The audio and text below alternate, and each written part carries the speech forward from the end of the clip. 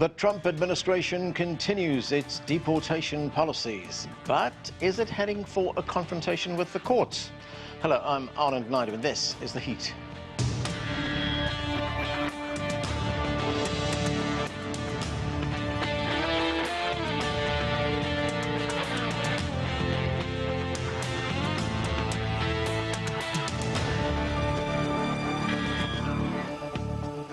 President Trump is on a mission to ramp up deportations of huge numbers of people who have entered the United States illegally. Among those deported so far are hundreds of alleged hardcore gang members who are being detained at a maximum security prison in El Salvador. But some of the administration actions are being questioned by the courts. A Maryland resident, Kilmar Abrego Garcia, has also been deported to El Salvador and is caught up in the controversy. President Trump has called him a gang member, but U.S. Senator Chris Van Hollen is fighting to bring him back to the U.S.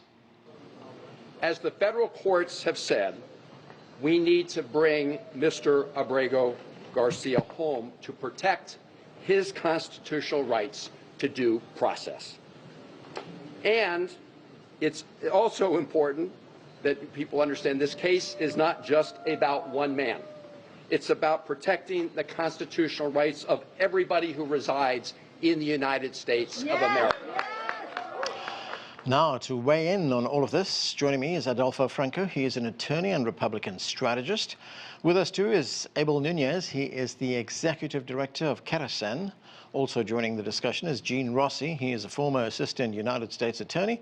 And with us, too, is Fein. He is a constitutional lawyer. Welcome to all of you to the show. Adolfo, let me start with you. Let's start with the case that we just heard about, Kilmar Abrego Garcia. He is an El Salvadoran who came to the United States illegally and has been living here for many, many years. He was recently deported to that notorious prison that I mentioned in El Salvador due to what the Trump administration says was a, quote, administrative error. The United States Supreme Court has ordered the administration to facilitate his return to the United States. Here is what some of Trump's critics are saying. Let's listen.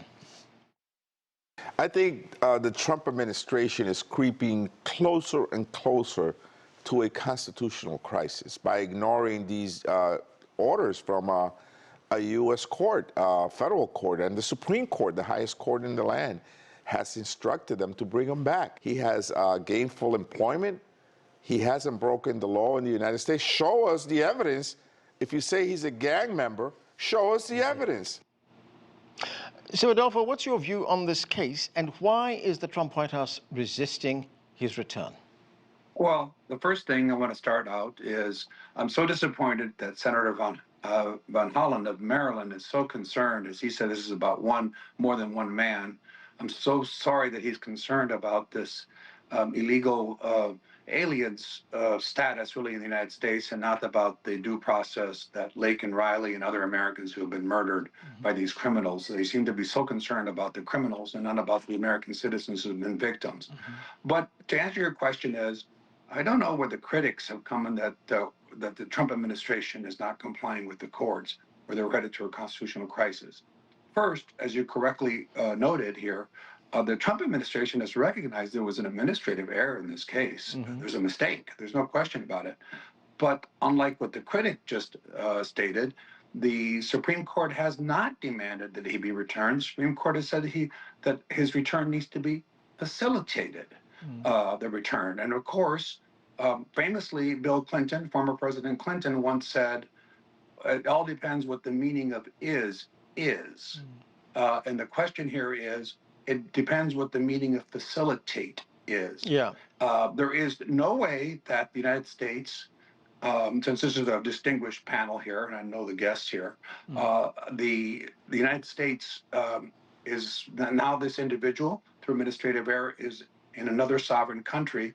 The United States can take efforts to facilitate, and I think the administration has said it is complying with the court and is complying with the facilitation.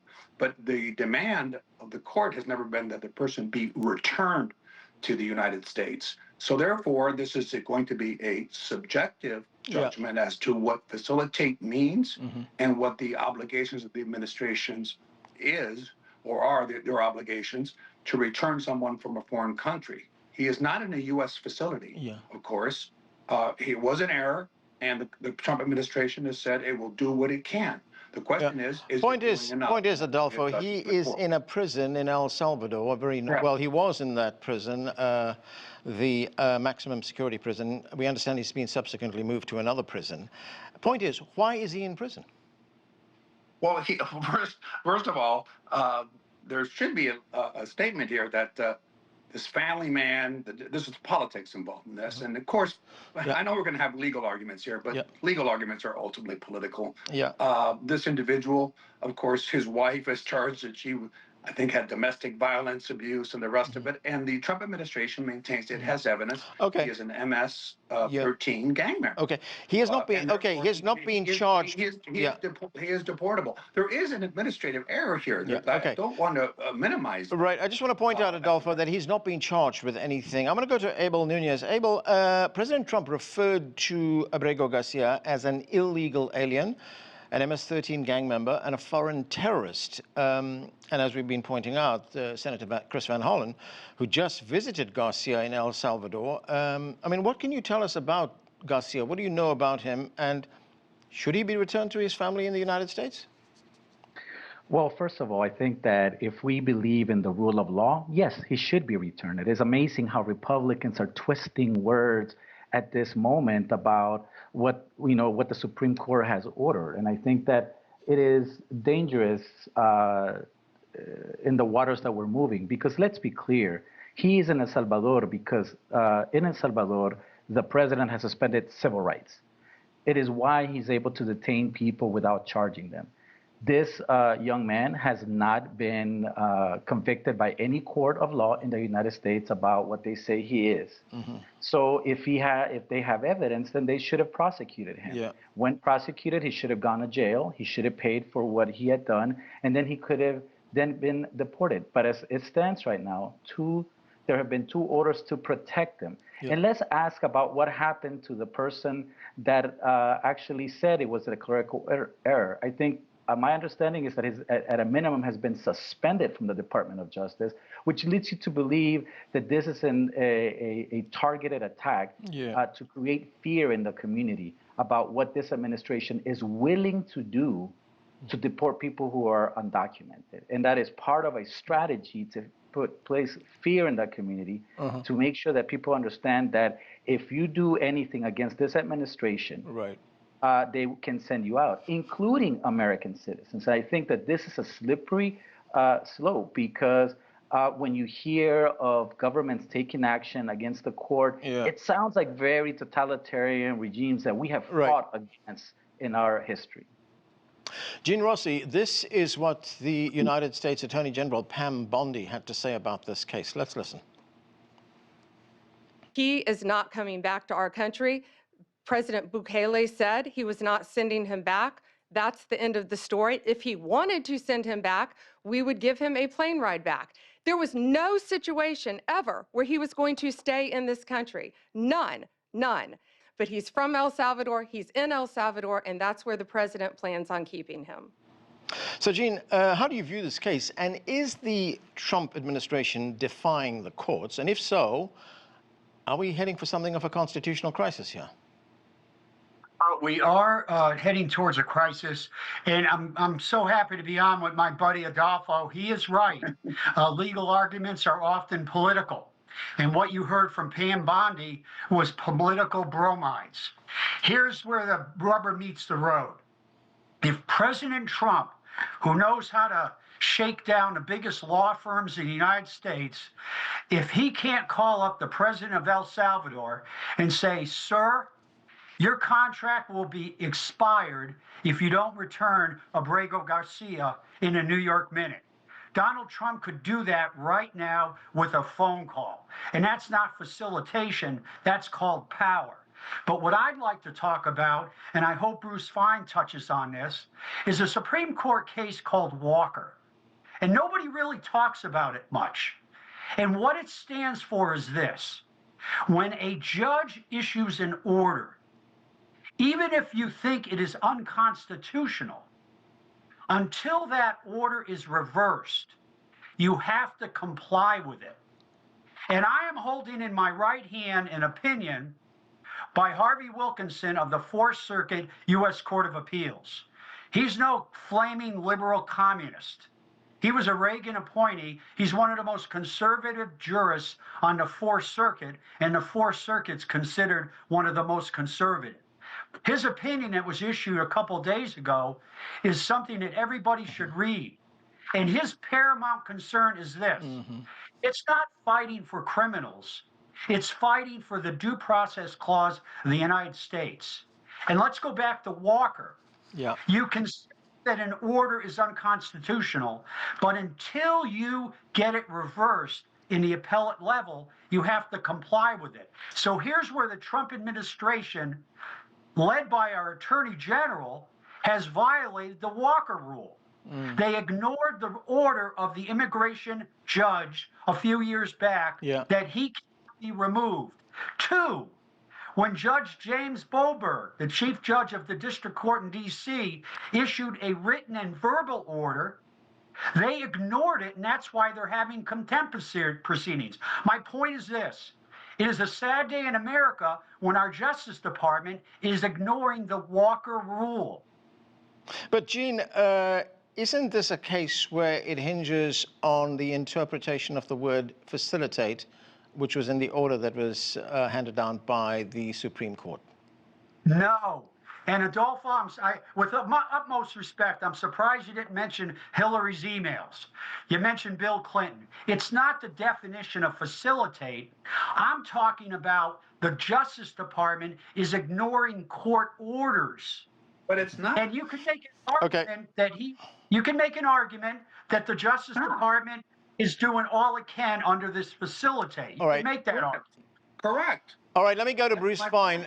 Bruce, so, we're hearing this argument play out, but what are the main constitutional issues that are at stake? I presume it has something to do with the separation of powers and, of course, as well as the due process rights that are due to any individual in the country who's charged with a crime. Yeah, I want to correct, I think, misstatements that have been previously made. When the Justice Department was asked, what are they doing to so-called facilitate the return of Abrego Garcia, they said nothing. That all we're going to do is prevent, we're not going to shoot him if El Salvador sends him across the borders.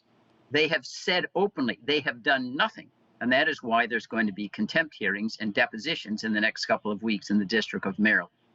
Facilitate was a word that J. Harvey Wilkinson, who, by the way, is a professional and personal friend, I helped him get appointed to the court. He's about as judicious as any judicial appointee in the history of the United States. He went at great length and said facilitate means an active verb. You have to do something. And the Justice Department has told the federal judge, we are doing nothing whatsoever, which is why he wrote the opinion saying this is an outrage, and that under the standard that of law that the Justice Department was operating, any of us could be snatched off the sidewalk at any time, citizen or not, sent to a foreign prison and said, sorry, there's nothing we can do about it. It really is not a mistake, an administrative error. It is what in law is called kidnapping. There was no warrant, there was no authority for this whatsoever. If you or I did that, we would be charged with kidnapping. Now, a couple of other things are important. In 2019, under the Trump administration, the first term, it was his decision not to appeal the immigration judge's order saying you cannot remove him unless you come back and get a changed decision from me after due process. That was Mr. Trump. It was also a case in 2019 where there was an Iraqi who was wrongfully deported to Baghdad. And there was a court order that it be that the department facilitate his return. They know what the word means because they called the U.S. Embassy and they worked and arranged and he returned in 6 months. That's also under the Trump administration. They know what the word facilitate means. It's not the Humpty Dumpty word means whenever I want it to mean. Now, what we're coming to here, in my judgment, in the next several weeks, is going to be a Trump challenge to the authority of the federal courts to order him not only in the immigration area, because you can't cut a firewall that stops illegality from foreign affairs to domestic affairs. It means that Trump can do whatever he wants. At that time, the result is going to be up to Congress and the American people to see who wins that battle, because the judiciary has no army. It doesn't have marshals. It doesn't have any money. It's going to be public opinion and Congress who decides the fate of this country. Okay, Adolfo, I know you want to respond to all of that. Go ahead. Well, it's a lot to respond to. But let me just say at the beginning, and I said at the beginning, what a distinguished panel. One of the things that I think Gene will agree is my friend on this program is Bruce Fein's one of the best lawyers in the United States, and Oh, yeah. a wonderful associate attorney general under President Reagan, who made major decisions that affected really the course of the country. So it's always tough to argue against such great legal talent, but I will. In this regard, I do think it is a question of facilitate. The President of the United States, President Trump, had a meeting with the President of El Salvador, Bukele, at the Oval Office. And then in that conversation, according to the White House press releases, is this case was discussed. And you might call it Humpty Dumpty, Bruce, but it does come down to the question of definition of facilitate. I want to make something clear that was said by one of the guests here on this program, that the Supreme Court instructed, the courts instructed that he be returned. That is not true. And it does come to definition of facilitating. Now, as you mentioned in this program, it is a question of interpretation of what that means. I also want to underscore the administration's position. The guests here might disagree with it, is the Trump administration is in compliance. It is not challenging the courts. The courts might have come to a different conclusion. We shall see as this advances to the Supreme Court of the United States. Okay, Adolfo. Lastly, let me just say this. Since Bruce has written so many scholarly articles that I have certainly read over the years, and he's made references to 19th century cases such as Plessy versus Ferguson and the Dred Scott decisions. This was, of course, Supreme Court decisions that eventually were horrendous, and they were overturned. Okay. As this moves up, in terms of the makeup of the Supreme Court of the United States, I think there will be a lot more deference paid in this realm to the Trump administration than meets the eye at this point. All right, let me get a very quick response from Bruce, and then I want to come back to you, Adolfo, on another development. Go ahead, Bruce. Look, the fact is, all the courts have rejected the Trump administration's definition of facilitate, and that was addressed at great length by J. Harvey Wilkinson. In fact, the bulk of his opinion was focused on the meaning of the word facilitate, and it rejected outright. It even described it as a frivolous argument the other way around. The other thing what does facilitate to you, Bruce? What does facilitate to you? Return? It means what they did in 2019. Call our embassy. Call the president of El Salvador, was pointed out. We're going to impose the president of El Salvador. Those are things that are facilitating. Now, one of the things that was omitted here in the discussion in the Oval Office was that the president of El Salvador said, "Well, you want me to smuggle him back in? You know, are you wanting me to send back a terrorist?" Well, number one, he's not a terrorist. And if we're facilitating his return, you don't need to smuggle him. You just pass him across the border, and we don't impose any blockade. So they don't even get their story correct. Yeah, I want to get back to Adolfo. Adolfo, there's another development, and that is President Trump is raising the prospect of sending United States citizens to this prison in El Salvador. Let's listen to that. But we also have homegrown criminals that push people into subways, that hit elderly ladies on the back of the head with a baseball bat when they're not looking, that are absolute monsters. I'd like to include them in the group of people to get them out of the country, but you'll have to be looking at the laws on that, Steve, okay? So, Adolfo, would you support something like that? No, and neither does President Trump. And for this reason, you might say, well, those were his words. You notice at the tail end of that comment, I think that's when somebody says, I'd like to do this. If I had the ability to. I'd like to send, my enemies to Devil's Island if I could. This is a political statement. I began this program by saying this is all going to be mixed up in this terms. I don't think President Trump will have another term in office. I don't think President Trump intends in any shape, way, or form to send American citizens to foreign prisons. But in his way of speaking is, I wish I could. And that's what that statement makes. And anybody who's going to tell me that's going to be the position of this administration is not serious. Okay. Abel, we continue to see these raids by the Federal Immigration and Customs Enforcement Agency, known as ICE. They're conducting these raids across the country. Thousands of people have been deported. And I'm wondering what kind of fear this is causing among immigrant communities in the country. I mean, the community is scared. It is the way they're approaching it. Let me just tell you how USCIS is changing, because ICE and USCIS are becoming one.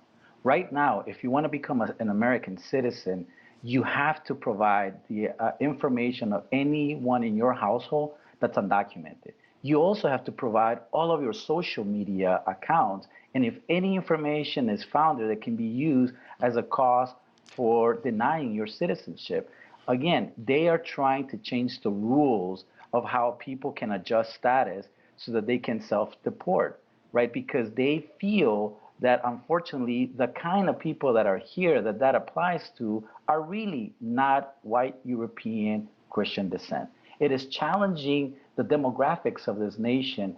And when President Trump talks about making America great again, what does he really mean by that? He means going back to an era where there was white dominance and that they didn't have to account for anybody else. And I think it's very dangerous because at the end of the day, immigrants make this country strong. At the end of the day, immigrants are needed to ensure that our country continues to be strong, that our economy thrives, and that we continue to be a world power.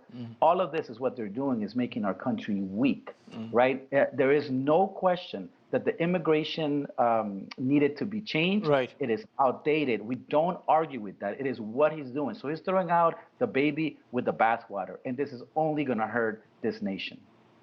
Gene Rossi, another controversial issue is the mass deportation of alleged gang members who were also put on planes sent to El Salvador, where they are now imprisoned. In fact, there are two federal judges who are planning inquiries into whether during those initial deportations, the White House ignored a judge's orders. What happens in this case? Well, you're talking about Chief Judge James Boberg, and I got to compliment Bruce Fein. I wish I could add to his comments. They were just beautiful. But I got to go back to Judge Wilkinson's opinion. He's not saying that the government doesn't have plenary power over the immigration laws and procedures. What he's saying, Judge Wilkinson, is that you have to provide due process. And part of that due process is this, and it goes back to what I said about the Walker case, Supreme Court. When a judge issues an order, you can think it's the most unconstitutional action on the planet, but because it's a court order, you have to comply with it until it's reversed. So what Judge Boasberg in D.C. is saying is, okay, my order may have been invalid according to the Supreme Court, but when I issued it, you did not comply with it. And I'm going to repeat this. What the Justice Department allegedly did is an order was issued by Judge Boasberg. Don't put them on that plane, or tell the planes not to go to El Salvador. And the Justice Department ignored it willfully, allegedly. If they did that, they can be held in civil or criminal contempt, and that's what Judge Boasberg is trying to get at, is that did you willfully violate the order? If that is found to be true, then our Justice Department has crossed the Rubicon, and it has become lawless, because you can't ignore a court order. Okay. But that's a supposition in your part. That's just an allegation. The administration has said it's been in full compliance, and in fact, with respect to those flights, that they were already in the air. You might be right, you might be wrong, but the way you're phrasing the comments, Gene, it's as though this is a fact. You don't know that to be a fact. The administration's stated positions throughout these cases has been, we are complying with court orders. You might challenge that. A constitutional crisis happens when the executive says, I do not have to comply with the court. Now, you might say deeds speak for themselves, let me ask you but this, at least the words that have Adolfo. been uttered are not those. Okay, go ahead, Gene. Adolfo, hold on. Adolfo, if Judge Boasberg finds that they did willfully avoid or fail to comply willfully with a court order, and it's held up on appeal, you would agree with me that the Justice Department has crossed the Rubicon to lawlessness. I would. Okay, let me get to Bruce Fein. Bruce Fein, what does all this government action and the response of the courts tell us about the interaction between the executive in this country, in this case, the White House, and the judicial branches of government? And one other question I have, and that is, if a department, whether it be the Justice Department or any other department, is found to have violated a court order, who exactly prosecutes that, and who is held to account?